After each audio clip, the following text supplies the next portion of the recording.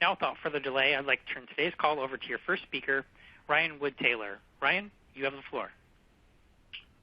Thanks, Martin. Hi, everyone, and welcome to today's webinar. Today we're going to be going through and talking about how to proactively manage your IT operations and software assets. So let's dive in. Before we get started, this is my favorite slide from our friends in legal, just to let you know that some of this presentation may be forward-looking, covered forward-looking type material, and that it is subject to change.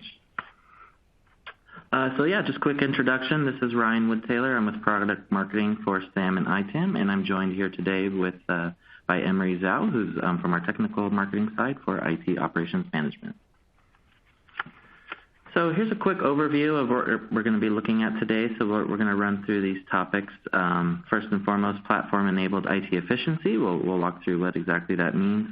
Also how to mobilize your software data with IT operations and use intuitive workflows to connect those things in the enterprise. And then Emery's going to take us through a really short demo so you can get an idea of the product itself.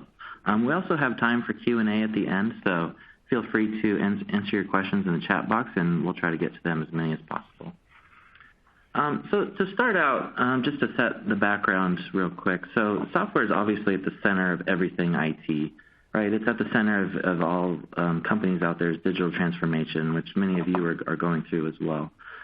Yet, at the same time, software has been managed outside of an organization's ITIL system for a long time. This has really put an undue burden on customers who are trying to understand their software usage levels and rights, for example. And that's just really hard to do when you have a tool that's separate from the data source of where all that critical information is, which is in your ITIL system, your CMDB, essentially. So this means for the last 15 years, SAM's been a very reactionary function, not connected to IT operations. And it's because you only find out what's happening once that software export, once there's a massive data dump from that CMDB to your point tool. So, there are point tools in the market that can help you with your licensed positions, but it's been very reactionary to date. And because IT is changing all the time, you think of how many, IT changes occur every day, every hour, every minute, right, in your environment, virtual clusters going up and down, servers being rolled out.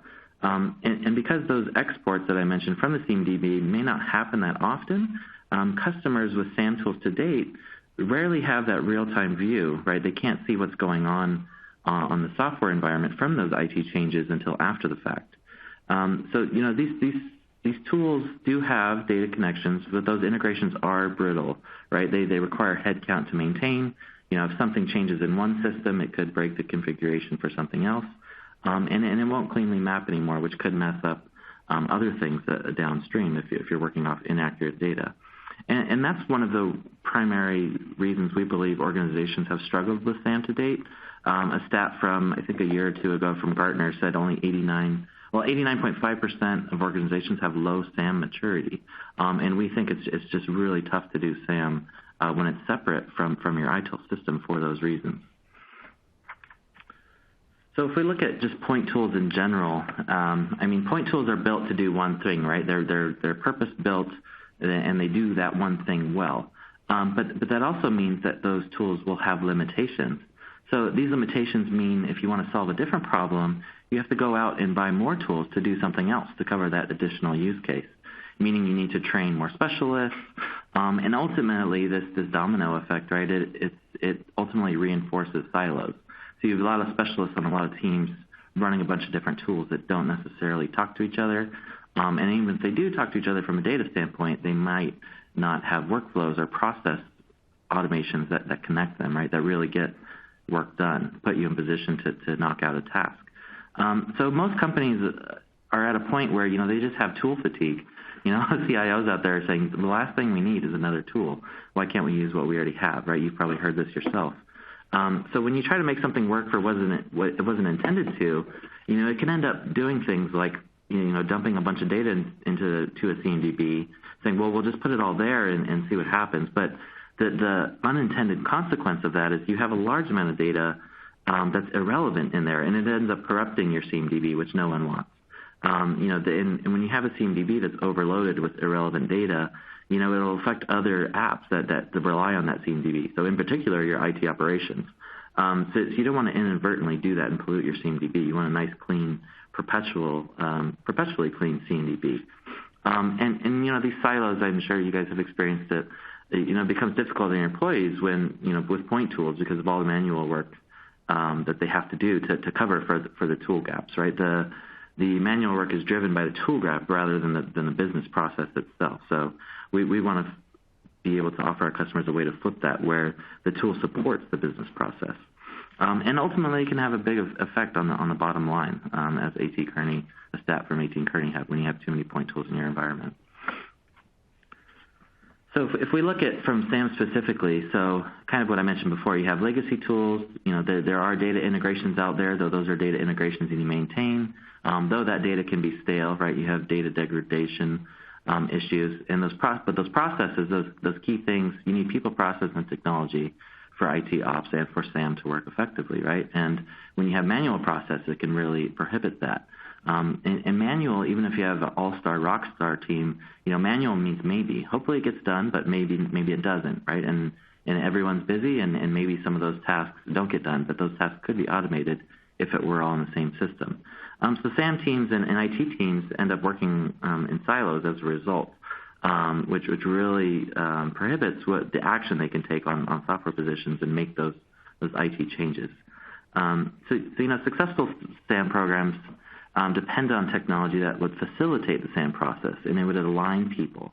Your teams can work together, right? Everyone should be on the same team. There shouldn't be discussions about and time wasted about whose data is right, where did that data come from, this was 2 weeks ago, so it's not current, all those types of things. It can really leave IT ops teams and SAM teams in an awkward position in a back office, whereas if they were as part of the strategic platform, IT ops and SAM teams would be part of the same team, right? There wouldn't be any political considerations. They'd all be working from the same system, and they'd be in a position to actually take action on positions. So in a nutshell, I mean, what this means for you, if those tools are separated, there's manual processes, higher costs, from the manual effort and reactionary effort, reactionary fire drills, and ultimately silo teams. So no one really wants this stuff. But there's good news. So that you don't need more tools, right? We can if you have ServiceNow and the ServiceNow platform, that's likely one of your CIO's strategic platforms. There are surveys out there about it's a very high consideration for the Fortune 50 at least. CIOs, it's one of their top 4 or 5 strategic platforms for that reason, right? And you have that CMDB sitting at the middle to connect it all. So with SAM and ITAM on a platform like ServiceNow, you can actually get more value out of your ServiceNow investments, and you can benefit from a number of areas. Now, there's a lot of stuff on here, as I know the slide's very busy, and you don't need all these things to take advantage of ITOM and SAM. Really, if you have CMDB, you're already 80% of the way there, because that means you're on the platform and you're really positioned well for some of these better together use cases that you can grow into as your organization matures. So if we consider this slide, so from a simplified view of the previous one, this shows some examples of use cases in the context of SAM and ITOM. So SAM on ServiceNow sits on the CMDB. So it can be populated with Servicenow Discovery, right, for data center, and then you can also use Orchestration from ITOM to connect with those workflows. So SAM really enriches that data through a process we call Normalization, which is what we use our library, and it has thousands of software titles in there. And we can recognize 85, 90% of the software in your environment. And for SAM, we can really use that info for use cases elsewhere, right? With ITOM, with security, with APM. There's lots of stakeholders throughout your organization that could benefit from that SAM enriched data, not only ITOM, but others as well.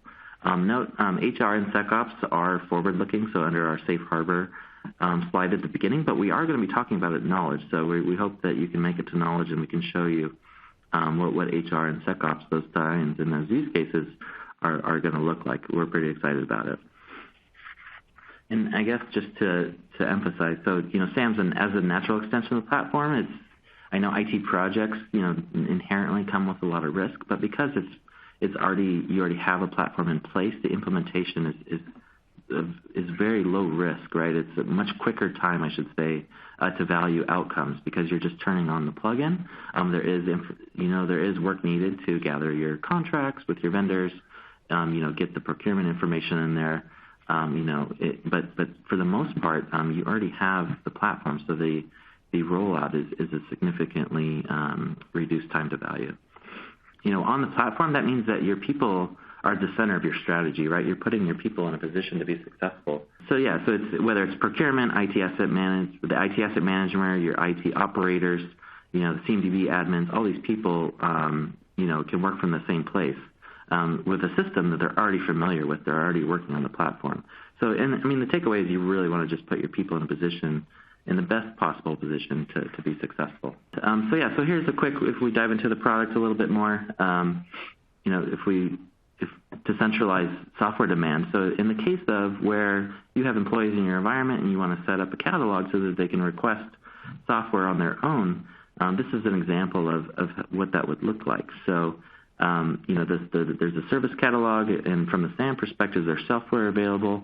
It's all connected through orchestration. But using SAM and ITOM, you can do things like assign those rights to users, and then using client software distribution, you can push that software once it's purchased or once it's on the shelf automatically out to those end users.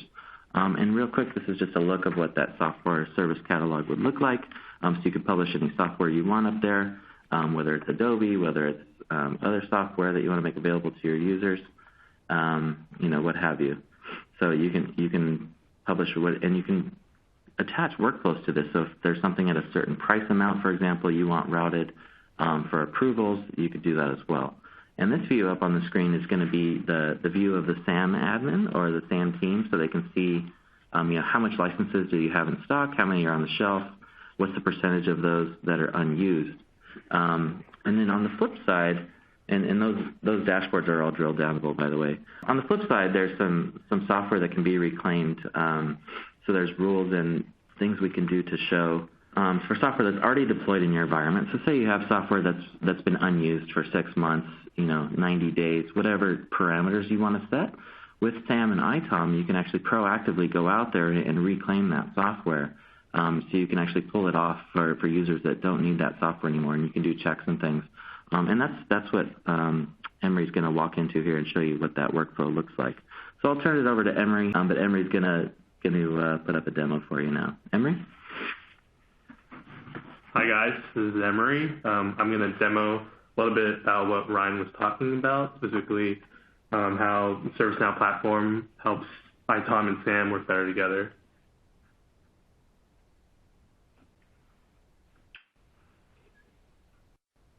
So I hope you guys can all see my screen. So what I'm showing you right now is the license Workbench, which provides valuable data that you need to understand your software usage, licensing, and potential savings. So here you can see all the different publishers we have in our environment, including Adobe, Microsoft, Oracle, and you're able to see which publishers are currently not compliant and the products are out of compliance. And you're also able to have true-up costs over license amount, potential savings, so all sorts of metrics that you would need to understand where are opportunities for me to save money. And SAM uses ServiceNow Discovery to find assets and software running in your environment. So you can integrate also with products such as Microsoft SCCM to understand your software usage. So let's go to Microsoft, which is currently out of compliance. So here's a detailed publishing record that shows a breakdown of all the products under Microsoft that are compliant or not compliant. You're able to see the metrics I was talking about before, true-up costs over license amount, potential savings, but you're also able to add your own sort of request metrics. So you can say add licensed installs or unlicensed installs added to your column and chart, and you're able to get filtered results for each product. So let's go to a specific product for Microsoft that's not compliant. I'll go to Microsoft Project. Same as before, you're able to see for each drill down for specific products the different metrics. And you're also able to have filtering for unlicensed installs or removal candidates.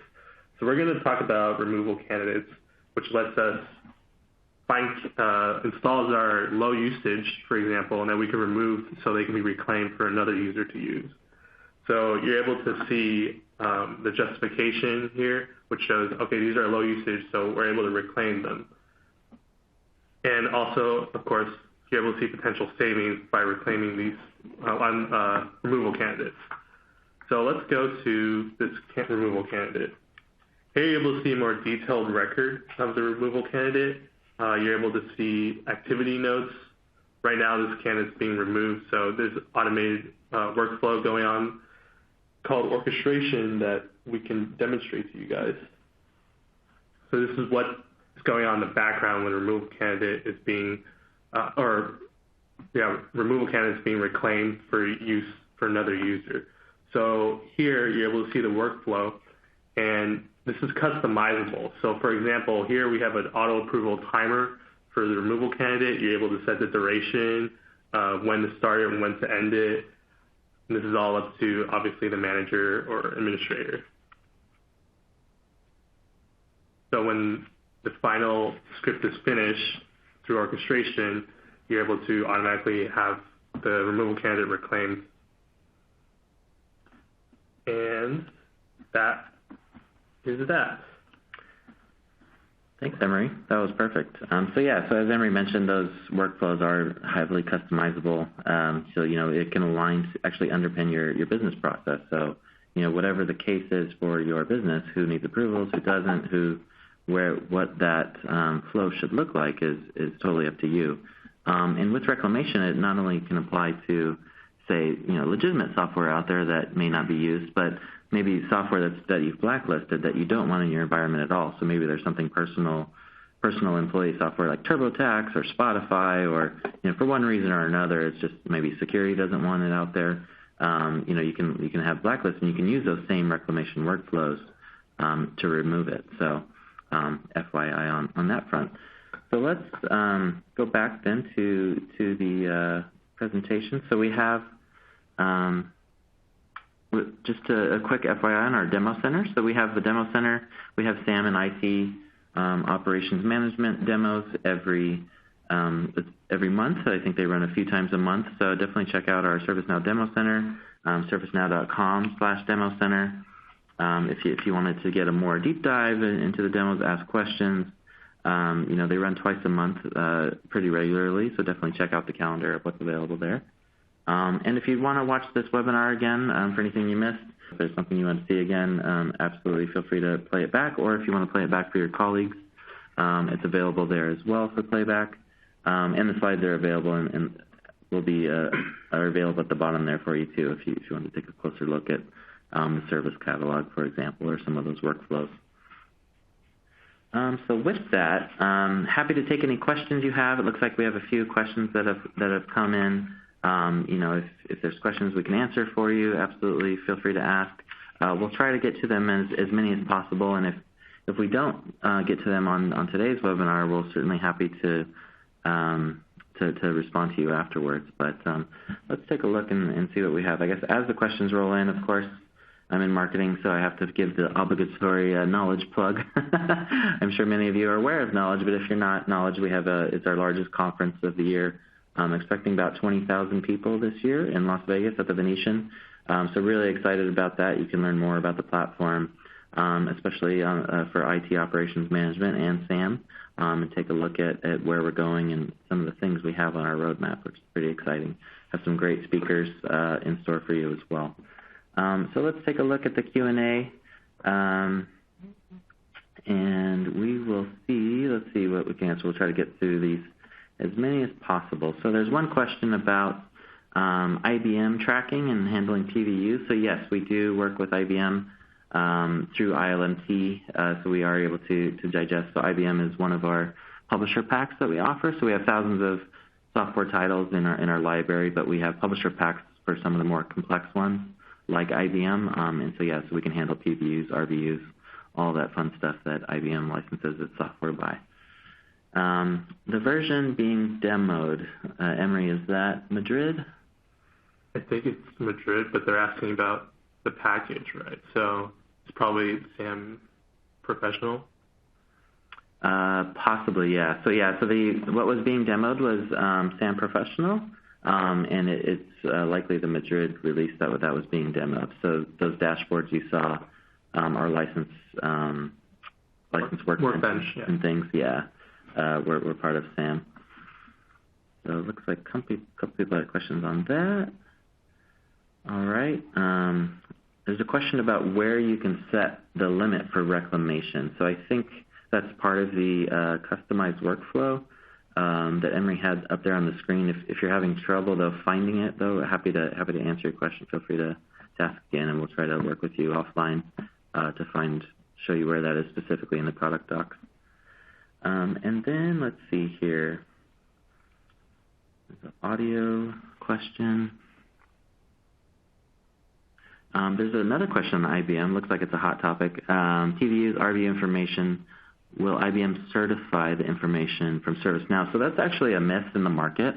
IBM doesn't actually certify tools. Like, you won't be able to not do an audit because you're using a certain tool. There are things out there like BigFix, which was just sold to another company. I forget what it's called, HCL possibly. But essentially, in order to not use ILMT, you would have to renegotiate your contract with IBM and get them to approve in writing in the contract that tool XYZ is okay for use in the event of an audit. But that said, you'll still be audited. So if they find, a lack of coverage, for example, you could still be subject to that same audit, if that makes sense. So yeah, it's a big myth in the market. It's a frequently asked question from many customers about, whether something is certified or not from a particular vendor. All right. There's a question on, is there a difference between how the tool manages SaaS software versus on-prem? So it's a great question. So yeah, so that's actually one of the big advantages of ServiceNow is managing both, your multi-cloud, so whether it's SaaS, whether it's, IaaS, so your Azure, your AWS, for example, all in one place. So we can do that between ITOM and SAM. You can have that one pane of glass for all your cloud, as well as your on-prem. So for Microsoft Office 365, for example, if you want to see your SaaS usage and your on-prem usage, you just want your Microsoft view, we can show you that. So it's a great question. And I guess to add, I'll do another. I'm in marketing, so I'm obligated to. On the SaaS side, while we're talking about SaaS plus on-prem, we acquired a company called VendorHawk last year, which we've re-platformed, and it's actually available in limited access for Madrid. So for those of you interested, I'm not sure if they still have space, but there's a few dozen customers that are testing it right now, giving us feedback, suggestions on things, and it's expected to be GA in the New York timeframe, so later this year. So under safe harbor, of course. All right. Let's see here. Demo. What is the removal engine for software? So with SAM, you get something called client software distribution, and that will work with orchestration. And if you have something like SECM, for example, that actually goes and removes the software. So I believe that was the question on removing the software. All right. Let's see here. So, question for you, Emery, for orchestration, is that included with purchase? So orchestration is included with ITOM Professional and ITOM Enterprise, but not the standard. But in the future, we're looking for orchestration to be standard with all packages, but no promises yet. Yep. So I think, that's the intent, is they're looking at it closely, and under safe harbor, orchestration is expected to be available, but we shall see in the New York timeframe. There's a question on, does your software include end-of-life dates for software versions? Yes, it does. So that's a great question. So that's a big use case we've seen at our customers. So we as part of SAM, that part of enriched data, that library, you can, with that, it's lifecycle content, so things like GA dates, end of service life, end of life. We push all that information to our ITBM, our application portfolio management product, and that way you can surface those lifecycle dates. You can see what products might be at risk, right? So if you have a business service, say it's your bond trading or something, and oh no, we have this type of software is end of life in August 2019. We should probably do something with that application, right? It's affecting our bond service. It's a highly valuable application to the business.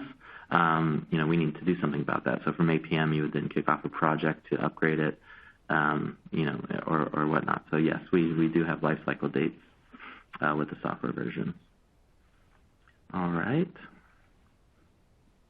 And then let's see here.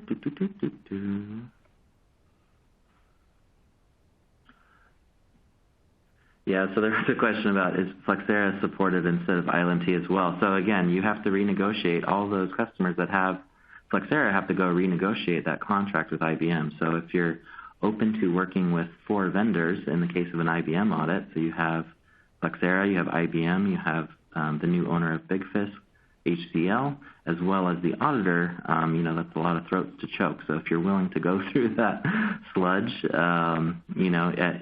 and be at risk of not having full coverage in your environment, in which case IBM would make you audit with their tools anyway, just something to be aware of. So by background, I was a former software auditor, so I'm very well familiar with that space and all the gotchas that the vendors will throw at you in order to justify using their own tools. So proceed with caution would be my advice there. All right. And then let's see here. I have another question on how does it handle software that is not in add or remove programs but is residing on the server? So I do know we have, and maybe Emery, I should let you answer this one, but I do know we have something called like file-based discovery and limited access for Madrid, where not only will it discover the business processes running on the CI, but also the file paths and packages associated with certain types of software. So anything to add there, Emery? No, you got it. Okay. All right. A lot of good questions. Thanks, guys. Let's see here. Are there info guides on the ILMT setup for ServiceNow? Yeah, absolutely. There's definitely info guides and information available to help connect to ILMT, which IBM would require, if that's what it states in your particular contract. There's another question on, in your experience, how much software percentage through discovery also finds a SAM product number match? So I think what this is referring to is normalization. So out of the box, if we're looking at all the software in your environment, what percentage of those match? So our customers are reporting 85% match out of the box, which is really high. It's highly unusual in the SAM space. But we also have something called the content service, which is something all customers can opt into if they want to, and send that last mile of undiscovered software, of unmapped software, I should say, back to the content team. And that content team will go through and validate and research and update that mapping for you. And they have an SLA of a week turnaround. So it's a fairly quick process of getting that updated software matched and aligned and normalized. So yeah, it's been a really popular feature. And even if you don't opt into the content service, you still benefit from those library updates. So it's a crowdsourced model. So even if you don't send unrecognized content to the library, you're still getting those updates that everyone else happens to be sending in, as well as the normal updates that the content library is pushing out. So it's pretty cool. All right. Do you offer discovery on Workstation? So we typically recommend, because of the characteristics you want to find and because of that usage, data that you need. Most customers have SCCM for Windows, which we recommend. There's also Jamf Pro. There's a app in the store, ServiceNow store, for say your Macs, your iOS devices. Just to have that usage metering. Now that said, with SAM we can actually use something like last use date or last activity date. So you don't necessarily need the agent itself on the desktop side. We can use that as an indicator of, hey, on these 100 workstations, they haven't used, Adobe in the last 6 months. Let's pull that off there. But typically, most customers have SCCM and Jamf, so we recommend that. There are plenty of other tools people use on the desktop side, but those are probably the more popular ones. What do you normalize raw inventory? I'm not sure if I understand the question. .exe data. So yes, we do file path, recognition in terms of actual file names, but the configuration items are what we normalize. So the items discovered is what we pump through our library. If that was the question. If I didn't answer your question, feel free to let me know, and I'll do my best to answer it. And let's see here.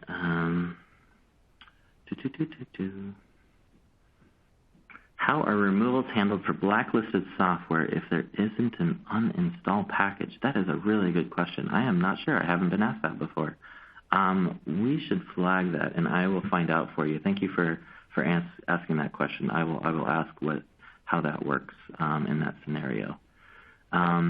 And the next question was, can you customize licensing rules for software? And how is the software version information normalized? So yes, so we do have version information in our library, and so when it's normalized, that's the type of thing it looks at: product, version, things like that. And you can customize licensing rules. So say you bought something, you have a custom contract with a particular software vendor. We do have something called a custom license metric, which is used for that type of situation. Also, customers that want to track some of their internal software, so maybe you didn't buy it from anyone. It's something you actually built yourself, but you still have a business case to track usage for it. So that's something that can be handled with our custom metric. All right. To what extent do you track Oracle products and end of support life? So yeah, so we do have end of life dates in there. Oracle is one of our publisher packs in there for things like database, some of the more popular products that are often audited, very expensive, right? Things like WebSphere. WebSphere, that's IBM. What am I thinking of? The old BEA, WebLogic type stuff.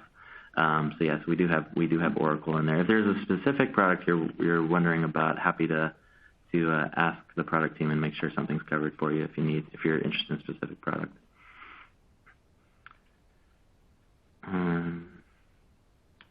How does SAM distinguish a component if it's separate license or bundled products? So yeah, we can recognize packages and bundled products. So for example, something like DB2, whether it's standalone. So yeah, we do have like SKUs, publisher part number in our library, and we can use that to see, what's the next level down, next level up, or what are the components of that particular package for that particular publisher part number. Lots of great questions. Can a user create their own content for normalizing software built in-house? Yes, they can, absolutely. So that can be, you can create your own, model mapping if that's something that you find that you need to track.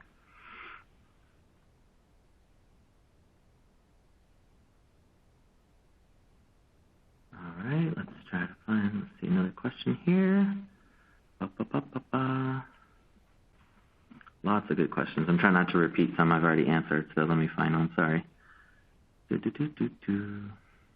Does Reclamation feature include reclamation from retired equipment as opposed to software just be unused? Yes, so you can point it at, whatever sets of assets, whatever sets of CIs that you want to check and pull that software off. So, for example, if you're decommissioning a lot of software or a lot of laptops or something, you want to make sure all that software gets back into the pool, put it back on the shelf for someone else to use, or maybe for that that same user to use on their new laptop.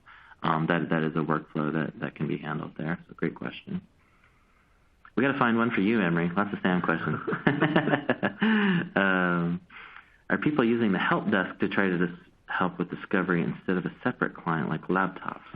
Not sure if I know what the help desk is, if that's a different type of software tool, but typically, desk discovery is recommended for data center side. We can hook into other things, Tanium, etc. But on the laptop side, SCCM or Jamf Pro, something along those lines. All righty.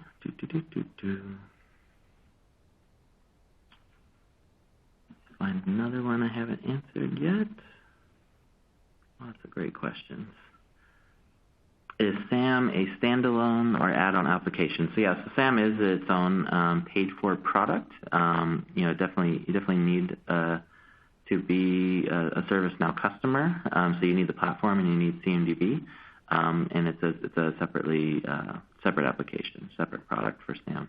It's just one SKU though. So SAM is sold. It's called Software Asset Management Professional, and it comes with some of the things we talked about today, like client software distribution, like performance analytics, those dashboards. It's all included as part of the SAM purchase. Well, we'll do SaaS and cloud applications. Yes, definitely.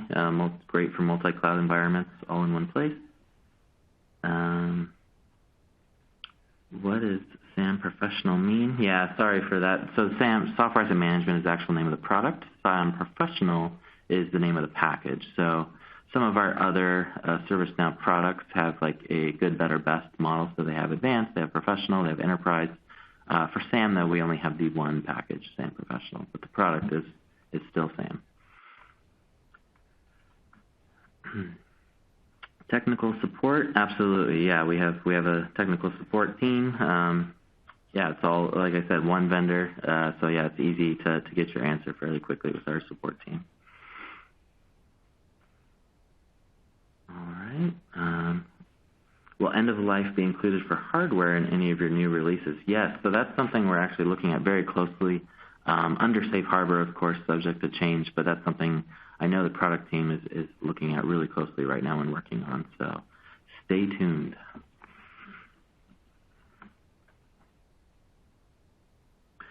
Is there a document on Oracle license metrics? Yes. So we have a white paper on Oracle license metrics and how it kind of shows up in the product. So happy to provide that to you if you need it.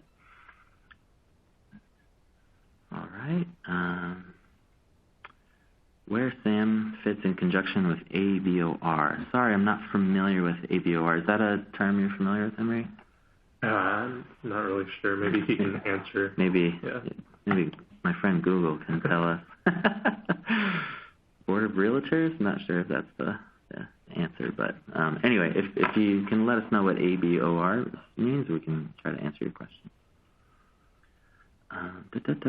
Is IBM Pack capable to do sub-capacity licensing calculations? Yes, absolutely. So we can do sub-capacity for you, so you're not managing on full capacity for IBM, because that would be super expensive. All right, going through here, still doing okay on time, so we'll try to answer a few more of these. Answered that one. Answered that one.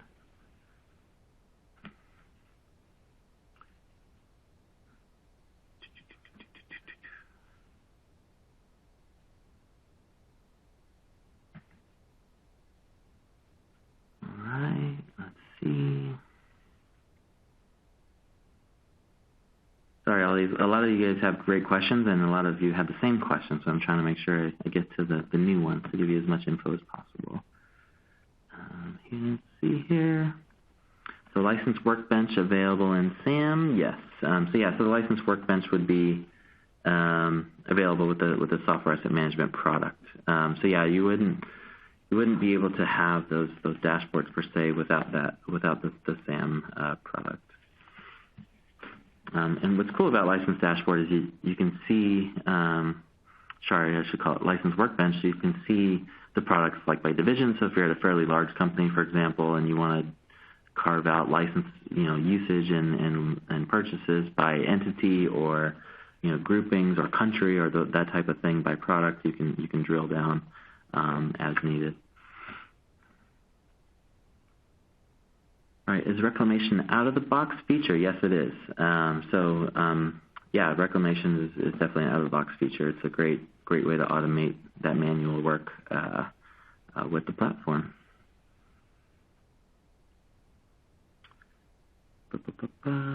Answered that one. Lots of great questions. I'm glad there's so much interest. gives me some ideas for slides for the next one too, so thank you. If we already have CMDB without asset management, will it create duplicate CIs for every asset record? No, so it just works off the actual CMDB, so it won't overpopulate, I guess you could say, the CMDB. It references the same CIs in that CMDB, which is why it's so awesome to keep that. Because it's native to the platform, it keeps that CMDB perpetually clean because, as you know, probably better than I do, a lot of those other apps depend on a clean CMDB.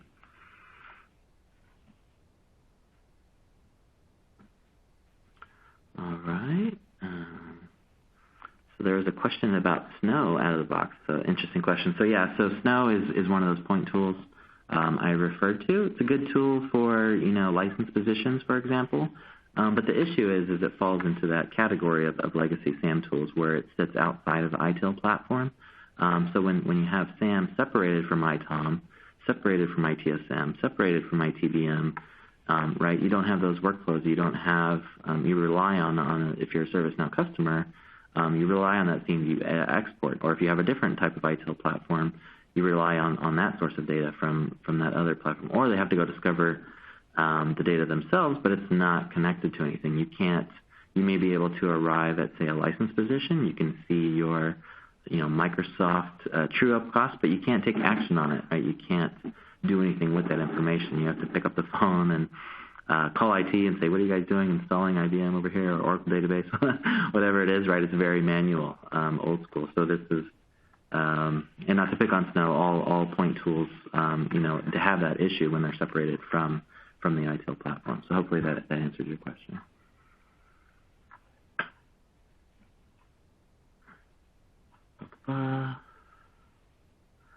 Lots of questions about SaaS and on-prem. Great to see the interest there. Let's see.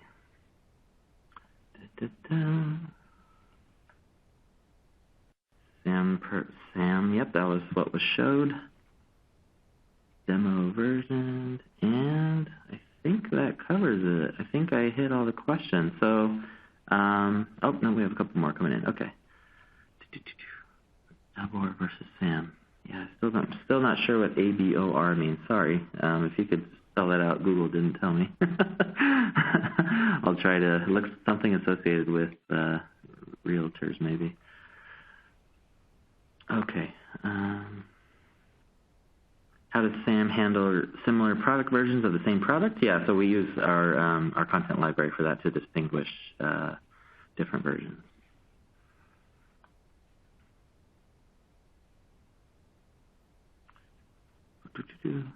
For manually populated CMDB for applications, how do you sync the CIs up with the software assets found in SAM Pro? So SAM actually sits on top of the CMDB, so it'll actually, when Discovery runs, or if you're manually populating your CMDB, we should help you with that, by the way, because there's better ways to do it. But yeah, so software isn't adding more info. SAM isn't adding more info to the CMDB. It's using the info that's already in your CMDB. Hopefully that answers your question on why they wouldn't be duplicated.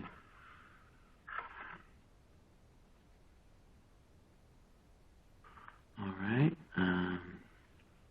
If a laptop is wiped after an employee leaves, will SAM be able to detect those licenses? Can they be reclaimed immediately? Yeah, if it doesn't see the software on the discovered devices out there, I believe it. I don't know, Emery, if you know, it will show it as like maybe a stale CI that hasn't there hasn't been any activity in a while. So obviously, if the software's not there anymore, it won't be able to detect it. But you will absolutely have your entitlement count, so you can see how much software you have available. But that's a great question. Whether or not, if the employee's already gone, how that shows up in the product in terms of software available, that's a great question. I'll have to answer that one for you separately. Unless, Emery, do you know by chance? I'm not too sure. Okay. I don't want to give the wrong answer. Yeah, I don't want to guess either. Okay. Let's see here. Yeah, so is the integration to SCCM readily available? Yes, it is. So it's an integration that's available out of the box. So before we launched the SAM product, we spoke to a ton of customers about what they already have in their environment, because we really want to reduce that TCO, right? No need to introduce more tools. As you saw on my slide, we want to use what you already have. So we did build out-of-the-box integrations for things like SECM, so that it's a much quicker time to value for you. Can software request from the catalog check for available licenses? Yes, absolutely. So that's a workflow that we can definitely handle, and a very common one. Believe it or not, before customers bought SAM, those were things that were being done manually on spreadsheets and things. So yeah, you definitely want to make sure you have software licenses available prior to deploying them, because you don't want to find yourself in an out of compliance position where you're using more than you purchase. So great question, great workflow question. All right.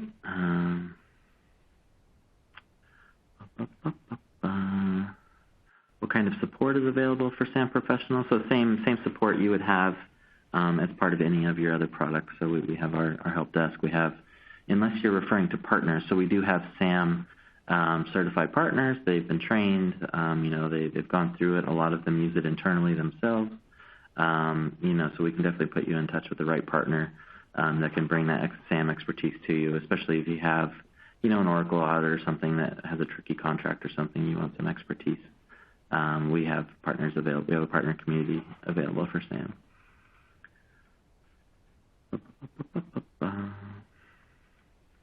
Let's see here.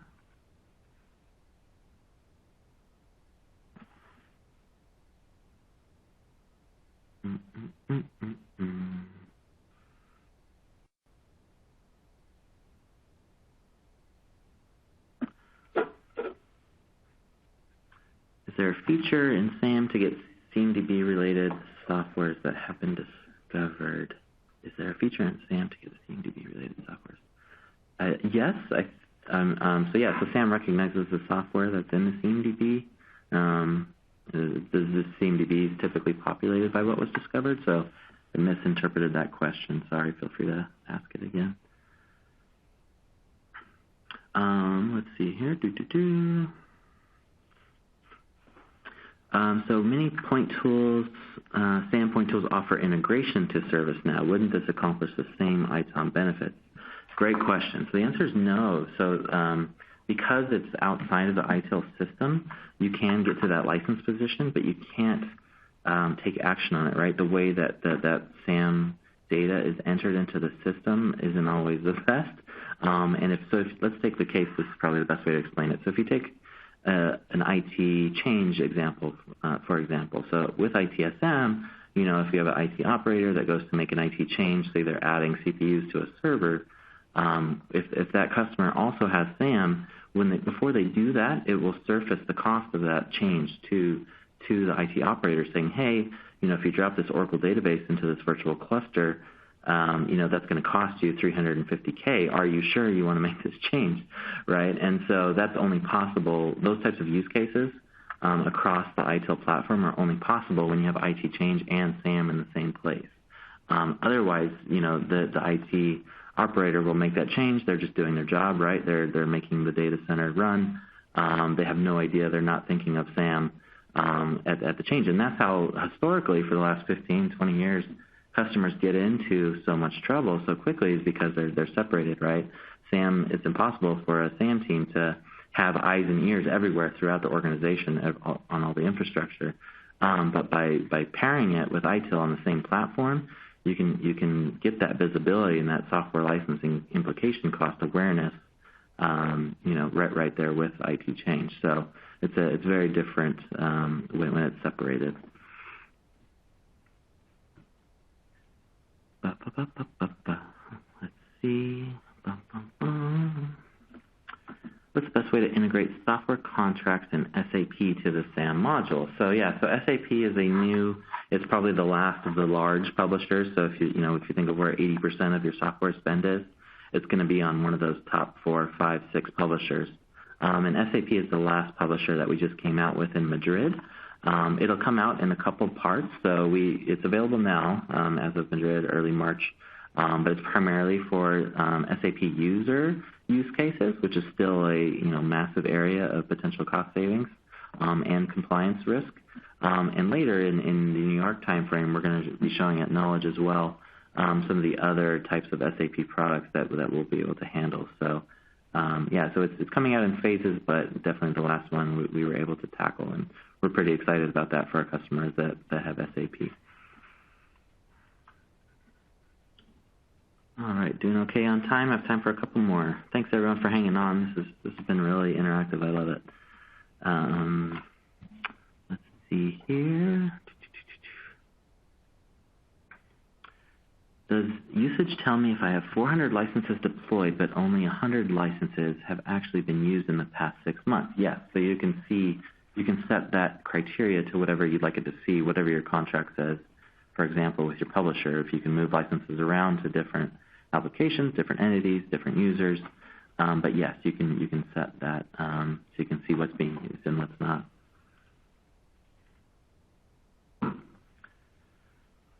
All right.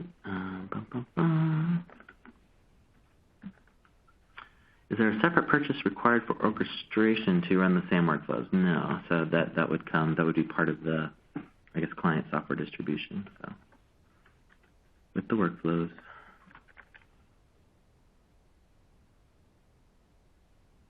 If you have CIs that are virtual servers, how do assets create for those servers? So so we can definitely track physical assets as well as virtual assets. So any type of CI that would be in your CMDB.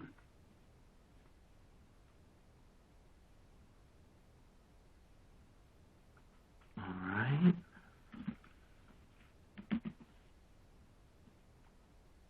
Lots of great questions. So maybe time for one more, and then we'll try to wrap it up for you.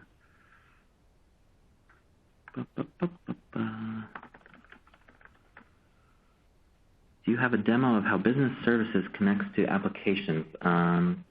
Yes, we have a few short demos on YouTube, actually. That actually might be a good idea for a future webinar as well. But in the context of ITOM with SAM, you can see your service mapping, for example. You can see what infrastructure supports what business service, so whether it's an email server, big deal, or whether it's a training database, right, not as big deal, lower risk. But also from the ITBM side, from the business service, you can see your application stack. So for a given business service, all the software that makes up that business service and some of those end-of-life dates I talked about, so those life cycle dates. So you can see by business service in APM, what software maps to what service and what are the associated life cycle dates with those services. So with that, I think we're probably just about out of time. So thank you everyone again for joining the webinar, and thanks to those of you for hung on to hear all the great questions from the audience. Appreciate you taking the time out of your day. Definitely please fill out the survey. Let us know how we did. We can probably fit in some more content next time, maybe a longer demo and some more content up front, some different use cases. And thank you everyone for joining. Looking forward to seeing you all at Knowledge. Talk to you later. Bye-bye.